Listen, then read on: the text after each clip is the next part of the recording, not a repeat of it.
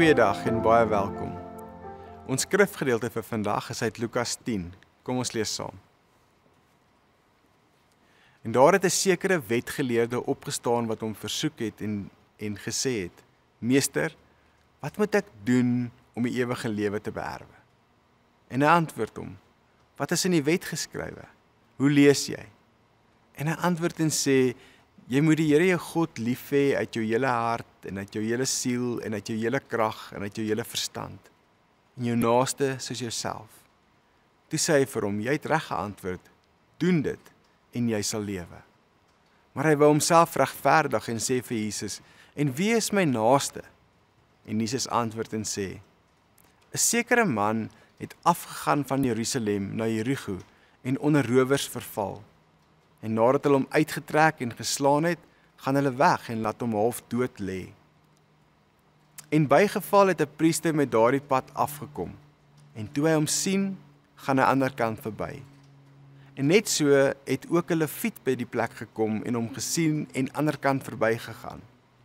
Maar 'n sekere Samaritaan wat op reis was, het op hom afgekom en toe hy hom sien, het hy innig jammer gevoel en na hom gegaan, sy wonde verbind en olie en wyn daarop gegooi. Hy het hom toe op sy eie pakdier gehelp en hom na 'n herberg geneem en vir hom gesorg.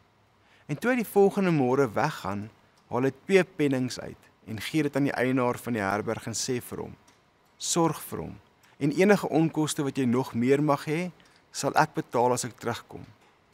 Wie dan van hierdie 3, dink jy, was die naaste van hom wat onder die rowers verval het? En hy antwoord: Hy wat barmhartigheid aan hom bewys het. Toe sê Jesus vir hom: Gaan en doen jy net so. Ons leef in 'n wêreld waar mense maklik gereduseer word tot nommers, statistieke of sosiale media profiele.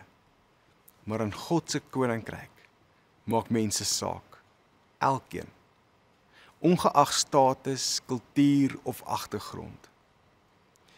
In Kaapstad het ek gehoor van 'n vrou, Gertie, wat in 'n eenvoudige woonstel woon. Sy het self nie baie geld nie, maar elke Vrydag kook sy groot potte sop, bak broodjies en sit dit uit vir die kinders in die straat. Wanneer mense haar vra hoekom sy dit doen, antwoord sy: want hulle maak saak. Net soos ek saak maak vir God, maak hulle ook saak. Sy het geen titel, geen organisasie agter haar, net 'n oop hart. En die buurt waar sy woon, getuig daarvan. Die kinders ken haar naam en hulle voel waardevol omdat iemand hulle raak sien. En dis die vraag: wat sou Jesus doen as hy in ons skoene was? In hierdie storie wat Jesus vertel, is die hoofkarakter die Samaritaan. Maar daar's ook ander karakters in hierdie storie, die verbylopers.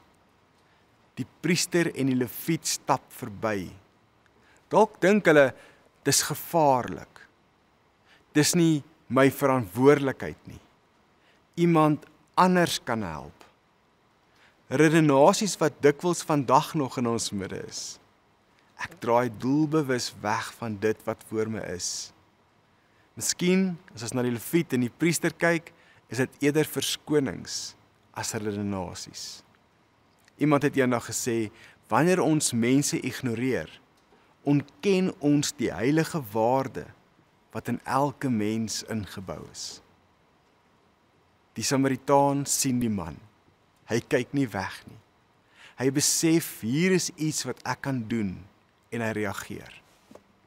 Tim Keller sê dat ons in die evangelie leer om mense nie net as hulpbehoewendes te sien nie, maar as mense gemaak na die beeld van God.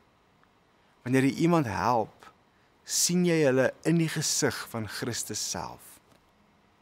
Trevor Hudson wat skryf, om mense raak te sien soos Jesus te doen, is 'n geestelike oefening. Dit vra 'n oop hart, 'n stadige pas en 'n bereidheid om te luister. Ons het elke dag die geleentheid om mense se ware te bevestig, mense se nood aan te spreek met dit wat ek het. En dit kan klein wees, Soms is dit net om iemand se naam te onthou, iemand raak te sien of net tyd te maak vir daardie persoon. Klein dade sê groot dinge en verander uiteindelik die wêreld. Omgee is 'n kern van disippelskap. Die Samaritaanse reaksie is 'n praktiese voorbeeld van omgee, om Jesus se liefde konkreet te leef. En geloof is nooit net 'n teorie nie, maar word in die gewone lewe sigbaar deur hoe ons mense hanteer wat in nood is.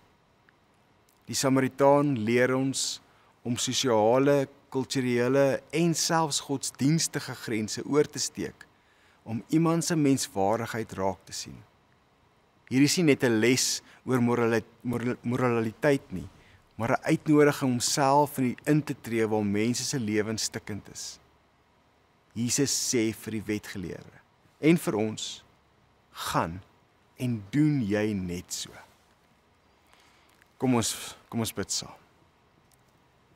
Hemelse Vader, soos wat ons hierdie storie hoor, opnuut wakker word vir die realiteit van hierdie storie, help ons om dit wat U vir ons hier leer, te gaan doen. Net so, soos die Samaritaan. In Jesus naam. Amen.